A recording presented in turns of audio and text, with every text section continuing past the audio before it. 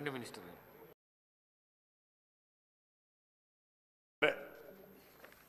అధ్యక్ష, గౌరవ సభ్యులు చాలామంది, కొంతమంది చెప్తా, మీది కూడా నారాయణ రెడ్డి అన్న మీ పేరు కూడా తీసుకుంటా. గౌరవ సభ్యులు కొంతమంది డివిజన్ల గురించి, కొంతమంది మండలాల గురించి ఈ సభలో ఉన్న సహచర సభ్యులు చాలామంది అడిగారు. ముందు పల్లా రాజేశ్వరరెడ్డి గారి డివిజన్ గురించి, పల్లా రాజేశ్వరరెడ్డి గారితో పాటు మా సహచర మంత్రివర్యులు బావగారు కోమటిరెడ్డి వెంకటరెడ్డి గారు కూడా దాన్ని ఆదరైజ్ చేశారు. తప్పకుండా అది కలెక్టర్ గారి పరిశీలనలో ఉందని మరొకసారి తెలియజేసుకుంటూ, ఎమ్మెల్యే లక్ష్మణ్ కుమార్ గారు ధర్మాపూర్ డివిజన్ కానివ్వండి, నాగరాజు గారు వర్ధనపేట డివిజను, అదే రకంగా ఆ కార్పొరేషన్లో ఉన్న కొన్ని విలేజెస్ని డిలీట్ చేయమని కూడా అడిగారు. నేను కూడా అక్కడ ఒక సభకి వెళ్ళినప్పుడు అక్కడ ట్రైబ్స్ దాన్ని డీనోటిఫికేషన్ ఇవ్వమని అడగటం జరిగింది. తప్పకుండా దాన్ని కన్సర్న్ మినిస్టర్ గారి నోట్ అంటే సీఎం గారి కింద ఉంటుంది కాబట్టి తప్పకుండా దాన్ని తీసుకెళ్తాను. ఈ డివిజన్కి సంబంధించిన సబ్జెక్టు అదే రకంగా మహబాద్కి సంబంధించింది మండలం అడగటం జరిగింది. శాసనసభ్యులు ముదోలుకు సంబంధించిన 3 మండలాల గురించి ఆ శాసనసభ్యులు వారు అడగటం జరిగింది. బోధకు సంబంధించిన శాసనసభ్యులు రెవెన్యూ డివిజన్ గురించి అడగటం జరిగింది. తాండూరుకు సంబంధించిన శాసనసభ్యులు మండలం గురించి అడగటం జరిగింది. జడ్చర్ల శాసనసభ్యులు డివిజను మరియు కొన్ని మండలాల గురించి అడగటం జరిగింది. వేములవాడకు సంబంధించిన దాంట్లో సీనన్న వచ్చి చెవులో చెప్పిపోయారు, మాకు మన్నెగూడెం మండలం కావాలని, దాని గురించి చెప్పటం జరిగింది.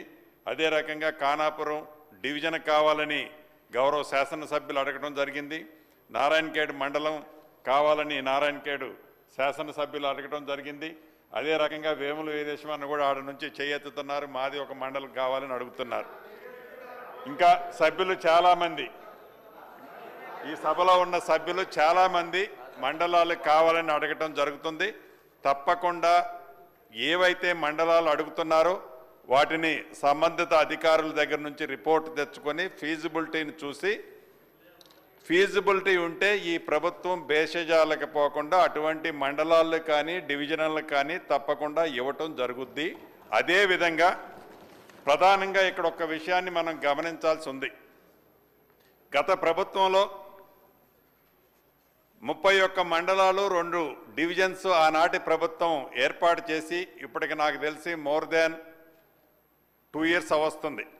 ఈ 31 డివిజన్లు కానీ 2 రెవెన్యూ డివిజన్లు 31 మండలాలకి ఏవైతే ఇచ్చారో ఇప్పటికీ మనం ఇంకా క్యాడర్ స్ట్రెంత్, ఆనాటి ప్రభుత్వంలో మండలాలు ఇచ్చారు, డివిజన్లు ఇచ్చారు, క్యాడర్ స్ట్రెంత్ ఆనాడు ఇవ్వలే. ఇప్పటికీ మన ప్రాసెస్లో ఉంది. పూర్తిగాక పేరుకి మండలాలు డివిజన్లు ఇచ్చామే తప్ప ప్రభుత్వ పరంగా ఆనాడు వాటిని ఫుల్ ప్లెడ్జ్లో ఈనాటికి కూడా ఆఫీసులు కానీ టీము కానీ వాటికి లేని మాట ముమ్మాటికి వాస్తవం. గౌరవ సభ్యులు పల్లా రాజేశ్వరరెడ్డి గారు సోదరుడు అడిగినట్లు అది నిజం, నేను కూడా యాక్సెప్ట్ చేస్తున్నాను. ఒక నియోజకవర్గానికి సంబంధించిన 5 మండలాలు ఉంటే 2 మండలాలు 1 డివిజన్లో, 2 మండలాలు 1 డివిజన్లో, 1 మండలం 1 డివిజన్లో ఉంది అని చెప్పారు. గౌరవ సభ్యులకి రాష్ట్ర ప్రజలకు కూడా ఇంకొకటి విన్నవించదలుచుకున్నాను. ఒక డివిజన్లోనే కాదు, అంటే ఒక కాన్స్టిట్యున్సీ 3-4 డివిజన్లోనే కాదు 3-4 జిల్లాల్లో కూడా ఉన్నాయి. ఉదాహరణకి ఇల్లెందు ఉంది, అదే రకంగా ఇల్లెందు 4 జిల్లాల్లో ఉంటుంది. అదే రకంగా పొన్నం ప్రభాకర్ సహచర మంత్రివర్యుల కాన్స్టిట్యున్సీ వచ్చేసి 3 జిల్లాల్లో ఉంటుంది.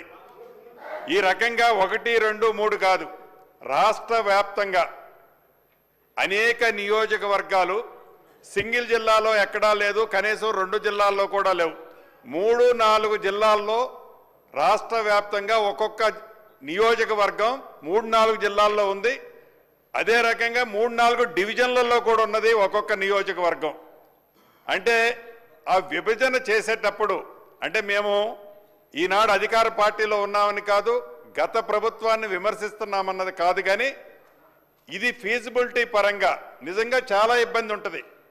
ఒక శాసనసభ్యుడు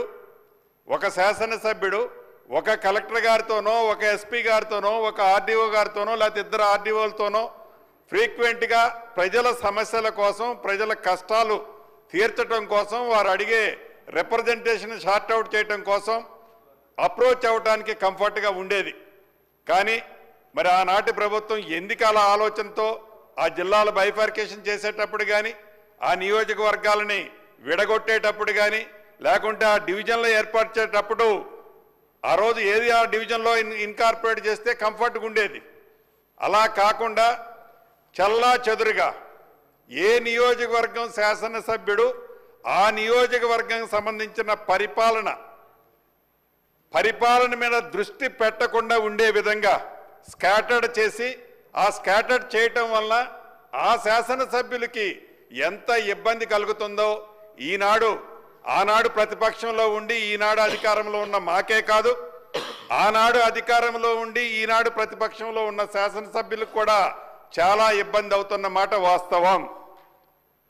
ప్రధాన ప్రతిపక్షమని కానీ ప్రధాన ప్రతిపక్షంతో పాటు మిగతా ప్రతిపక్షాలన్నీ వారు మనస్ఫూర్తిగా దీని మీద ఒకసారి రీథింక్ చేయాలి అనే ఆలోచన ఉంటే గౌరవ ముఖ్యమంత్రి గారితో, అధికార పార్టీలో ఉన్న మా సహచర శాసనసభ్యులతో, మంత్రులతో తప్పకుండా చర్చించి మీకు పాజిటివ్గా దీన్ని మనం ఒక కంక్లూజన్ తీసుకురావాలి. అంటే పరిపాలనా పరంగా ఇది ఇబ్బంది అవుతున్న మాట మీకు కూడా అర్థమైంది కాబట్టి ఆ రోజు జరిగిన పొరపాటుని ఈ ప్రభుత్వం